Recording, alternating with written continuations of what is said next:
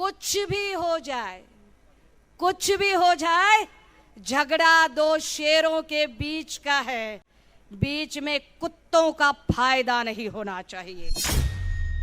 और जो हमारी जशोदा काकी को न्याय नहीं दिला सकते, वो भला मुंह बोली राखी बांधी हुई बहना भावना गवली को कैसे न्याय दिलाएंगे भला?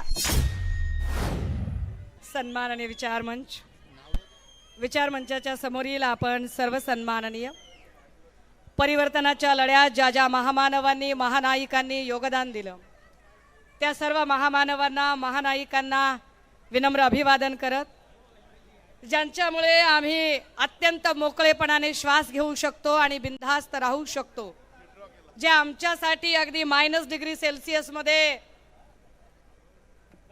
या देशांच्या सीमांवर रक्षणासाठी थांबलेले आहेत, त्या वीर जवानांना, त्यांच्या वीर पत्नींना, वीर मातांना अभिवादन करत, या मंचावर स्थानापन्न असलेले आपल्या सगळ्यांचे आदरणीय सन्माननीय पवार साहेब, मंचावर सगळेच नेते सन्माननीय आणि आदरणीय आहेत, ते मला क्षमा करतील कारण चुकून एखाद्याचं नाव राहायला नको, असे सगळे सन्माननीय काँग्रेस, राष्ट्रवादी काँग्रेस, शिवसेना उद्धव बाळासाहेब ठाकरे, समाजवादी पार्टी, CPI, CPM, आम आदमी पार्टी, वेगवेगळ्या पक्ष संघटनांचे सर्व सन्माननीय पदाधिकारी, महाविकास आघाडीचे पुणे लोकसभेचे अधिकृत उमेदवार रवींद्र भाऊ धंगेकर, बारामती लोकसभेच्या अधिकृत उमेदवार सुप्रियाताई सुळे आणि शिरूर लोकसभेचे उमेदवार अमोलदादा कोल्हे, निवडणुकांचं बिगुल वाजलंय, आरोप प्रत्यारोपांच्या फैरी चालू आहेत, वेगवेगळ्या पद्धतीनं माझीच पाठ कशी मऊ अशा सगळ्या घोरपडी सांगायला सुरुवात करत आहेत, घोरपडींमध्ये स्पर्धा चालू आहे। मी काहीही मांडण्याच्या आधी 1 मिनिटाचा 1.5 मिनिटाचा किस्सा सांगितला पाहिजे। माझे आजोबा मला ज्या लहानपणी गोष्टी सांगायचे ती गोष्ट सांगितली पाहिजे। गोष्ट अशी आहे की एक कुटुंब होतं, एका कुटुंबामध्ये 2 वाघ होते, वाघाचे 2 बछडे होते, बछडे आपापसात अतिशय प्रेमाने राहायचे, एकत्र खेळायचे, एकत्र खायचे, नाश्ता एकत्र, खाणं एकत्र, चहा एकत्र, पिणं एकत्र, शाळेत जाणं एकत्र, ट्यूशन एकत्र, अभ्यास एकत्र। काही लोक म्हणतील वाघांना असं कुठं असतं का? भाजपचे भक्तुल्य लगेच कमेंट मध्ये लिहितात काय बोलते बघा म्हणून। तर भक्तुल्यांना कळलं पाहिजे की पंचतंत्रात प्राण्यांना सुद्धा हे सगळं करायला सांगितलं जातं। एका कुटुंबातले वाघाचे बछडे एकत्रित खात होते, पीत होते, उठत होते, बसत होते, शिकत होते, खेळत होते। काही दिवस निघून गेले, जसजसे वयात आले, कळते झाले, आपापला भवताल समृद्ध होत गेला, आयुष्यात माणसं येत गेली आणि या 2 बछड्यांमध्ये भांडण झालं, वाद झाला, वितुष्ट झालं। बघता बघता भांडण इतकं टोकाला गेलं की त्याचं वैरामध्ये रूपांतर झालं, दुश्मनी फार मोठी वाढत गेली। आता दोघे एकमेकांचं तोंड बघे नसे गेले। आता आपण समजण्यासाठी म्हणूया की एक अ नावाचा होता, एक ब नावाचा होता। अ नावाचा वाघ रोज सांगायचा सगळ्यांना आपल्या कुटुंबातल्या, बघ बरं का ब ने मला खूप त्रास दिला, बघ बरं का ब ने मला खूप लाथडलं, बघ बरं का ब ने मला नाकारलं बरं का, ब ने मला इथे हुलकारलं बरं का, ब ने मला झिडकारलं बरं का। सतत तो सांगायचा की ब ने मला कसा त्रास दिला, करता करता अ च्या पोरांमध्ये पण नकळतपणे ब बद्दल द्वेष तयार झाला। अ च्या पोरांच्या पण मनामध्ये इतका द्वेष ब बद्दल तयार झाला, एके दिवशी अ हा आपल्या लेकराला शिकार शिकवायला जंगलात घेऊन गेला। चल म्हणाला, शिकार कशी शिकतात ते तुला मी शिकवतो, बाकी काही का असेना पण ब कडून मी शिकार शिकलेलो आहे, मी तुला शिकवतो शिकार कशी करायची असते।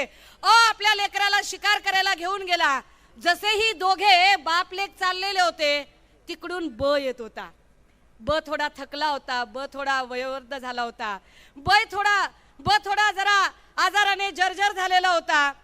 अ चा पोरगा म्हणाला, बाबा बाबा ब बघा ब। ओ म्हणाला, बघ कसा हिन दिन पडलाय। ब म्हणाला, लगेच अ चा पोरगा अजून खुश, दोघं बापले एकमेकांना टाळ्या देत हसायला लागले। ब तसाच पडून काय झालं, बघता बघता एक मोठं कुत्र्यांचं टोळकं तिथपर्यंत पोहोचलं। अचा पोरगा खुश. अचा पोरगा म्हणतोय बाबा बघा बघा कुत्र्यांची झुंड आलेली आहे. आता मजा आहे बाबा. ब वर सगळे कुत्रे तुटून पडणार. अ बघत होता. अ शहाणा वाघ होता. ब बद्दल त्याच्या मनात तक्रारी होत्या, पण अ शहाणा वाघ होता. जसं ही कुत्र्यांची झुंड तिथे जवळ जवळ जवळ यायला लागली, ब च्या जवळ येऊन पोचली. अ ने आव बघितला नाही, ताव बघितला नाही, एक जोरात झेप घेतली. बघता बघता सगळ्या कुत्र्यांचा खात्मा केला आणि आपल्या मिशांना लागलेलो रक्त तो पुसत आयटीत येऊन बसला. अचा पोरगा म्हणाला बाबा अहो सुंठी वाचून खोकला गेला असता बला काय तुम्हाला पडली होती, कशाला मध्ये पडलात, काय गरज होती तुम्हाला मध्ये मदतीला जायची. अ शहाणा वाघ होता. My lord please note this word. अ शहाणा वाघ होता. अने काय सांगितले. अने आपल्या लेकराला सांगितले कुछ भी हो जाए, कुछ भी हो जाए, झगड़ा दो शेरों के बीच का है, बीच में कुत्तों का फायदा नहीं होना चाहिए. ओ शहाणा वाघ होता. राजे हो, मी वेगळं सांगायची गरज नाही की कुत्ते कहां कहां से टूट पड रहे हैं.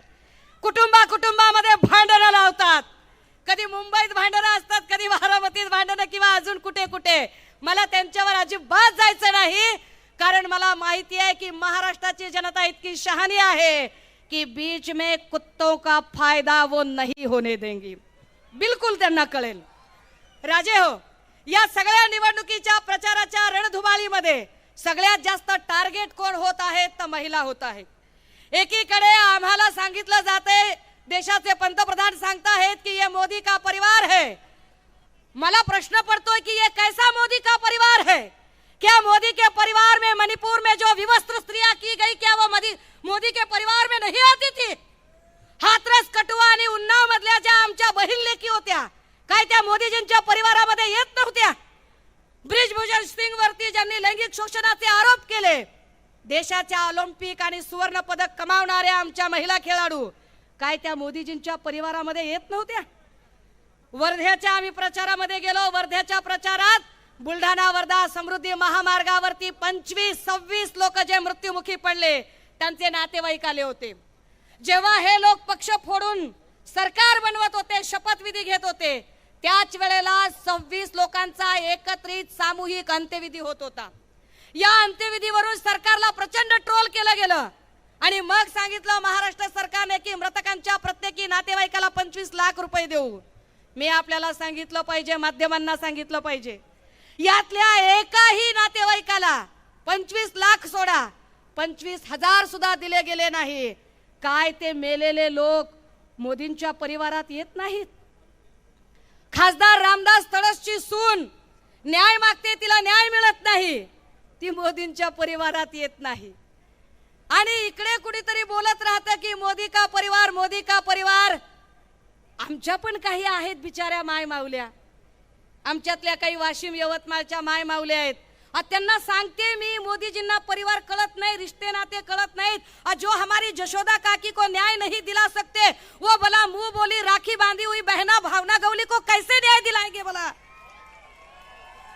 पण तरीही ही गोष्ट ज्यांना कळत नाही, अशा काही इकडच्या पण आमच्या माय माऊल्या असतात, ज्या बिचाऱ्या अंगावर जपानहून मागवलेली पारदर्शक महागाडी साडी नेसून, स्वदेशी अंबाड्यात मेड इन अमेरिकेच्या प्लास्टिक फुलांचा गजरा माळून, केसात इंग्लंडचं बक्कल खोचून, टांझानियाची टिकली माथ्यावर लावून, ओठावर नायजेरियाची लिपस्टिक चिकटवून, ब्राझीलच्या उंच उंच चपला पायात घालून आणि इजिप्तून आणलेल्या सोन्याच्या बांगड्या हातात घालून आयत्या पिठावर रेगोट्या मारायला जातात. त्यांना कळत नाहीये अ आणि ब एकत्र झाले तो कुत्तों के साथ साथ तुम्हारा भी हिसाब चुकता होगा. कळलं पाहिजे. दादा हो, ते सांगताहेत की मोदी की गॅरंटी. का ही निवडणूक महत्वाची आहे का? का आम्हाला रवींद्र धंगेकर, अमोल कोल्हे, सुप्रियाताई सुळे यांना निवडून द्यायचंय? क्योंकि वो जब बोलते हैं तो झूठ बोलते हैं, जब भी मुंह खोलते हैं तो बस झूठ और झूठ बोलते हैं. ते म्हणताहेत की मोदी की गॅरंटी. कैसी मोदी की गॅरंटी है? जाहिराती म्हणजे मोदी की गॅरंटी असते का? आणि जाहिरात असते कुणाची? टीव्हीवर एखादं पुस्तक चांगलं वाचलं तर त्या पुस्तकाची जाहिरात नाही होत राजे हो. तुम्ही मोबाईलवर जेव्हा नेटफ्लिक्स बघता किंवा अजून काही बघता आणि स्क्रोल करता, तुम्हाला या तब्येतीला चांगल्या असणाऱ्या तुपाची जाहिरात नाही ऐकायला मिळत. जाहिरात कशाची होते? जाहिरात जंगली रमी पे आओ ना महाराज, जंगली रमीची जाहिरात होते. जाहिरात वाईट गोष्टीची होते. मोदींची ज्या वेळेला जाहिरात करतायत तेव्हा हे सांगतायत की मोदी की गॅरंटी, मोदी की गारंटी, जितना बड़ा भ्रष्टाचारी उसको सबसे बड़ी एंट्री, यही मोदी की गारंटी है. मोदी पूछते हैं कि तुमने कितना बड़ा भ्रष्टाचार किया है, क्या किया है तुमने आकर. तो अगर जब कोई कहेगा साहब मैंने खाली विमान नागरी उड्डान में घोटाला किया है, अच्छा ठीक ठीक मैं तुमको कुछ देता हूं पर साथ में और किसी को लेके आओ. इतक्यात एखादा नांदेडवाला सांगतो साहब मैंने आदर्श का घोटाला किया है, अच्छा मैं तुमको राज्यसभा देता हूं. आणि कोणी जेव्हा सांगतो ना साहब क्या है, अच्छा ठीक ठीक मैं तुमको कुछ देता हूं पर साथ में और किसी को लेके आओ. इतक्यात एखादा नांदेडवाला सांगतो साहब मैंने आदर्श का घोटाला किया है, अच्छा मैं तुमको राज्यसभा देता हूं. आणि कोणी जेव्हा सांगतो ना साहब मैं अपने मुंह से क्या गिनवाऊं साहब, अपनी तारीफ मैं क्या खुद करवाऊं, आप ही को तो पता है ना साहब कि मैंने तो 70,000 करोड़ का घोटाला किया है. तर ते म्हणतात आजा आजा तुझे तो मैं डीसीएम बना देता हूं. ये मोदी की गारंटी है. जितनी बड़ी भ्रष्टाचार की, जितना बड़ा भ्रष्टाचारी उतनी बड़ी एंट्री, ये मोदी की गॅरंटी आहे. दादा हो, आपण सगळी पुण्यातली माणसं आहोत. का निवडून द्यायचंय त्याचं कारण आहे. आपण सगळी माणसं, मी जास्त वेळ अजिबात विचार मंचाचा घेणार नाही पण ह्या दोन गोष्टी सांगितल्याच पाहिजे. कारण गेले 8 महिने झालं मी आणि रवींद्र धंगेकरजी आम्ही दोघेही इथल्या ड्रग्ज प्रकरणाच्या विरोधात रात्रंदिवस लढत आहोत. अख्खं पुणे उडता पुणे करून टाकलेला आहे. या ड्रग्जवर जर कुणी भूमिका मांडली असेल तर ती फक्त आणि फक्त इथे मोहोळने भूमिका मांडली नाही आणि इथे कुठल्याही भाजपच्या भडबुंजाने भूमिका मांडली नाही. भाजपचे समान भडबुंजे जेव्हा घरात बसले होते तेव्हा मी आणि रवी भाऊ लढत होतो.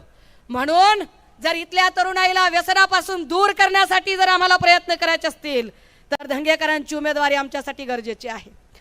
ज्या लोकांनी इथे महापुरुषांचा अवमान केला, प्रसाद लाड असतील, दरेकर असतील, चंद्रकांत पाटील असतील, भगतसिंग कोश्यारी असतील, ज्या आये दिन इथे छत्रपती शिवाजी महाराजांचा, राजर्षी शाहू महाराजांचा, क्रांतिबा ज्योतिबा फुल्यांचा आणि विश्वरत्न बाबासाहेबांचा अवमान करतात, अशा लोकांना जर त्यांची जागा दाखवायची असेल तर अमोल कोल्हे हे नाव संसदेत असलंच पाहिजे.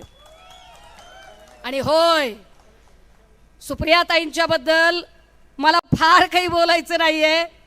मला सातत्याने असं वाटतं की मनुवादी अजेंड्यामध्ये ठरवून बाई विरुद्ध बाई असा संघर्ष दाखवला जातो.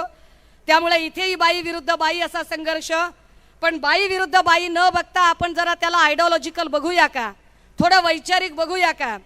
तुम्हाला कदाचित आज मी इथे दिसत असेल पण 3, 4, 5 वर्षापूर्वी जेव्हा मी कुणीही नव्हते तेव्हाचा मी एक प्रसंग सांगितला पाहिजे. मी फार चळवळ्या भूमिका मांडते म्हणून एका फार अत्यंत आमच्या धुरीण भावाने मला 307 मध्ये अडकवायचा प्रयत्न केला. मला एकटीलाच नाही, माझ्या अख्ख्या कुटुंबाला. कसं तरी मी दवाखान्यातनं एक फोन घेतला आणि सिस्टरला म्हटलं मला एक कॉल करू द्या, फक्त एक कॉल. तो एक कॉल मी केला होता आदरणीय पवार साहेबांना. अननोन कॉल असतानाही साहेबांनी तो कॉल उचलला. त्यानंतर शिंपी साहेबांचा फोन आला, जवळचं एअरपोर्ट कोणतं आहे? सर, संभाजीनगर. किती वाजताची फ्लाईट शक्य होते बसणं? आणि मी दिल्लीत उतरेपर्यंत गाडी दिल्ली एअरपोर्टला होती. माझं काम झाल्यानंतर मला आदरणीय साहेब सांगत होते की इथे सुप्रियाच्या नावाने इथे सूट आहे, राहण्याची व्यवस्था आहे. माझ्यासारख्या अजिबात ओळख नसलेल्या, अजिबात चेहरा नसलेल्या, 5 वर्षापूर्वी 6 वर्षापूर्वी कुणीही नसलेल्या मुलीसाठी जर सुप्रियाताई इतक्या हक्काने फोन उचलू शकतात तर आत्ता आम्ही राज्यातली महत्त्वाची कार्यकर्ती म्हणून महत्त्वाच्या प्रश्नांवर संसदेत काही भूमिका मांडण्यासाठी जेव्हा सांगू तेव्हा ताई त्या हक्काने मांडतील याचा आम्हाला विश्वास आहे. बोलण्यासारखे अनेक मुद्दे आहेत, पण मला असं वाटतंय जरा मी निरम्यात भिजत ठेवते, 2-3 दिवसांनी आपटून खपटून धुवून काढूया. अजून वेळ आहे मला बोलायला. आपण सगळ्यांनी जो वेळ दिला, आपण सगळ्यांनी जी भूमिका समजून घेतली,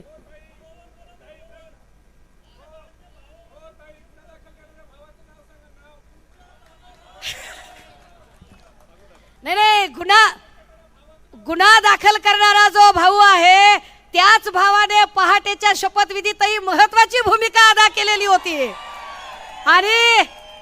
आणि महबूब भैया सब काय म्हणतात त्याला, सबका बदला लेगा, भाई का, बहन का, माँ का, सबका बदला लिया जाएगा.